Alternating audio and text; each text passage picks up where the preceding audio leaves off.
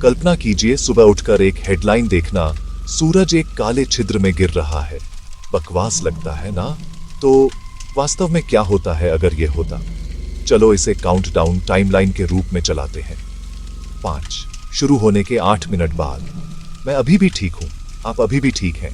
पृथ्वी अभी भी धूप वाली है क्योंकि प्रकाश को यहां पहुंचने में 8 मिनट लगते हैं। लेकिन सूरज के पास बाहर शोक पागलपन भरा है। गैस छिल जाती है, गर्म हो जाती है और एक चकाचौंध भरा संचय डिस्क बनता है, सूरज के कभी किए किसी भी काम से ज्यादा चमकीला। 1 घंटा। काले छिद्र की गुरुत्वाकर्षण सूरज को एक ब्रह्मांडीय न्यूडल में खींचना शुरू कर देता है। अगर यह सुपरमैसिव काला छिद्र है, ज्वार सूरज को चमकती धारा में फाड़ देते हैं।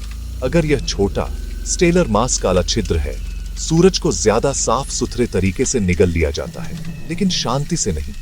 ऊर्जा एक्सरे के रूप में बाहर बहती है, गामा किरणें। अंतरिक्ष एक मायने घर बन जाता है। 8 मिनट प्लस 1 सेकंड। हमें जो आखिरी सूर्य प्रकाश कभी दिखेगा वह पृथ्वी को छूता है। फिर अंधेरा। आकाश नीले से क्रूरता से साफ हो जाता है। दोपहर में तारे, तापमान गिरते हैं। कुछ दिनों में महासागर सतह पर बर्फ से ढकने लगते हैं। शहर की बिजली ग्रिड अभी ठीक। संक्षेप में, खेत ज्यादा देर तक नहीं, 2 हफ्ते ग्रह पटरी से उतर जाते हैं। सूरज की गुरुत्वाकर्षण के बिना हमारी कक्षा एक सीधी रेखा में भागने वाली हो जाती है, जैसे छोड़ा गया स्लिंग शॉट। पृथ्वी गहरे अंतरिक्ष में तैरती हुई क्रायोजेनिक की ओर ठंडी होती जाती है। वायुमंडल संघनित हो जाता है। हमें भूमिगत ऊष्मा, परमाणु, जियोथर्मल कुछ भी की जरूरत होगी टिकने के लिए।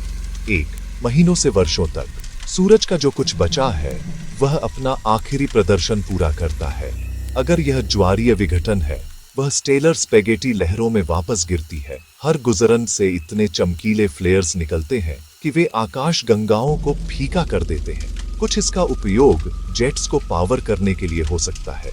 सापेक्षवादी किरणें जो अंधेरे को काटती हैं। अगर यह शांत निगलना था तो थोड़ा भारी काला छिद्र ही बाकी रह जाता है।